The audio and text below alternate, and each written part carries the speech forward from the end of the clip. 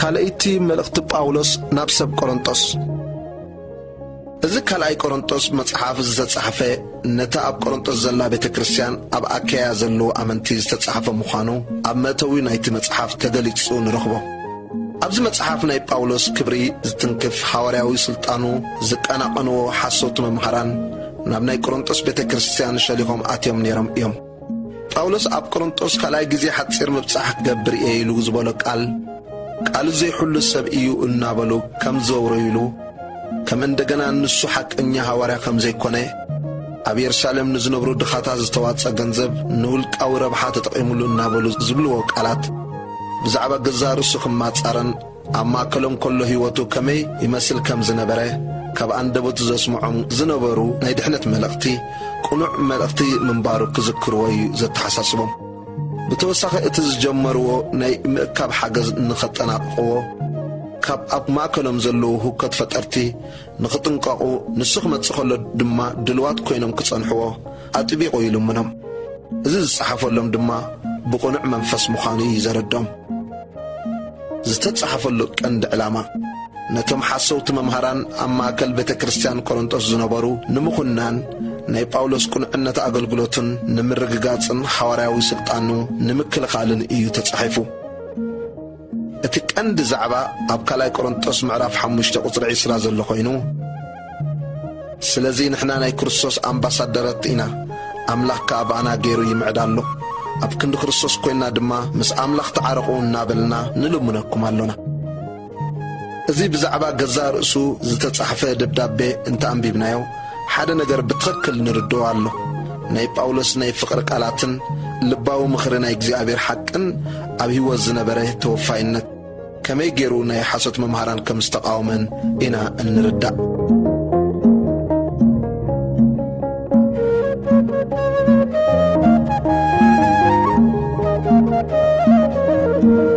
እዚ ዝረኣናዮ ድሕሪ ባይታ ናይ ካልኣይ ቆሮንጦስ ሐዋርያ ጳውሎስ ዝጸሓፎ ክኸውን ከሎ ምዕራፍ 1 ቁጽሪ 1 ጳውሎስ ብፍቓድ ኣምላኽ ሐዋርያ ክርስቶስ ኢየሱስ ጢሞቴዎስ ሓውናውን ናብታ ኣብ ቆሮንጦስ ዘላ ማሕበር ኣምላኽ ምስቶም ኣብ ብዘላ ኣኪያያ ዘለዉ ኩላቶም ቅዱሳን ካብ እግዚኣብሔር ኣቦናን ካብ ጎይታና ኢየሱስ ክርስቶስን ጸጋን ሰላምን ንኣኻትኩም ይኹን። ምስጋና ንእግዚኣብሔር።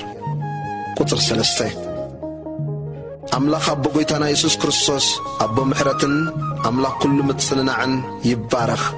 በቲ ንርእስና ካብ ኣምላኽ እንጸናንዓሉ ምጽንናዕ ነቶም ኣብ ጸበባ ዘለዎ ዘበሉ ኩላቶም ከነጸናንዕ ምእንቲ ክከኣለናስ ብጸበባና ዘበለ ዘጸናንዓና ንሱ እዩ። ከምቲ ሰኣይ ክርስቶስ ኣባና ዝዓዝዝ ዘሎ ከምኡ ድማ ብክርስቶስ ዝኾነልና ምጽንናዕና ይዓዝዝ እዩ። ግናኸ እንተ ጸበበና እኳ ንምጽናዕኩምን ምድሓንኩምን እዩ። እንተ ተጸናንዕና ድማ ነቶም ንሕናውን ንስቀዮ ዘለና ስቃይ ብትዕግስትኩም ዝጋደል ምጽንናዕኩም እዩ። ከምቲ ብተማቐልቲ ስቃይ ከምኡ ከዓ ተማቐልቲ ምጽንናዕ ከም ዝኾንኩም ፈሊጥና ተስፋና ኣባኻትኩም ጽንዕቲ እያ።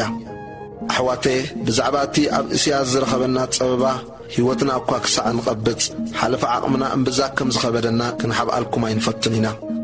ኣብቲ ንምውታት ዘተንስእ ኣምላኽ እምበር ኣብ ገዛ ርእስና ምእንቲ ኸይንውከልሲ ሞት ከም እተፈረደና ኣብ ውሽጥና ይስማዓና ነይሩ። ንሱ ካብ ክንዲዚ ዝኣክል ሞት ኣድሒንና የድሕነና ድማ ኣሎ። ንድሕራዩውን ከም ዘድሕነና ብእኡ ተስፋ ንገብር ኣሎና።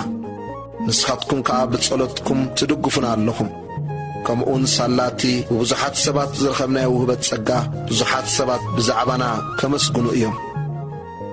ጳውሎስ ናይ ጉዕዞ መደቡ ከም ዝለወጠ ቁጽሪ 12 ትምክሕትና ብጥበብ ስጋ ዘይኮነስ ብጸጋ ኣምላኽ ከም እተመራሕና ንሕና ኣብዛ ዓለም እዚኣ ምናዳ ኣባኻትኩም ብቅድስና ኣምላኽን ንጽህናኡን ከም እተመላለስና እዚ ናይ ሕልናና ምስክር እዩ።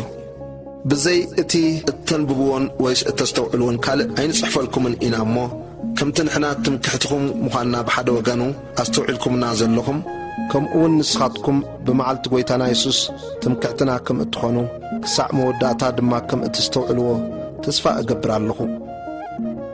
ቁጽሪ 15 ከዓበት ጸጋ ምእንቲ ክትረኽቡ ከዓ በዚ ተኣሚነ ቅድም ናባኻትኩም ክመጽእ ደለኹ።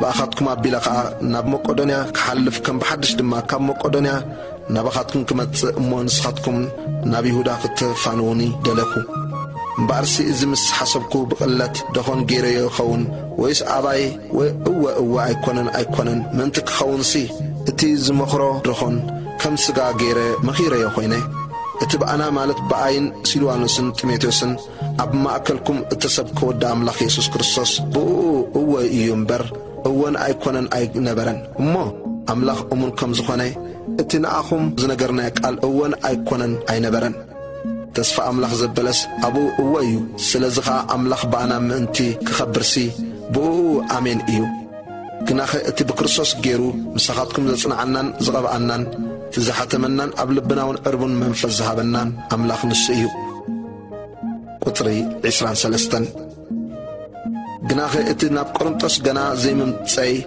منطق نحفكم إلى كم زخنكو أملاخ نمسكر أب نفسي أسوع عنكو بأمنتكم إنكم اللهم أما دقفت حقوسكم داعي نمبر قبل على أمنتكم كن قيتت أي كنان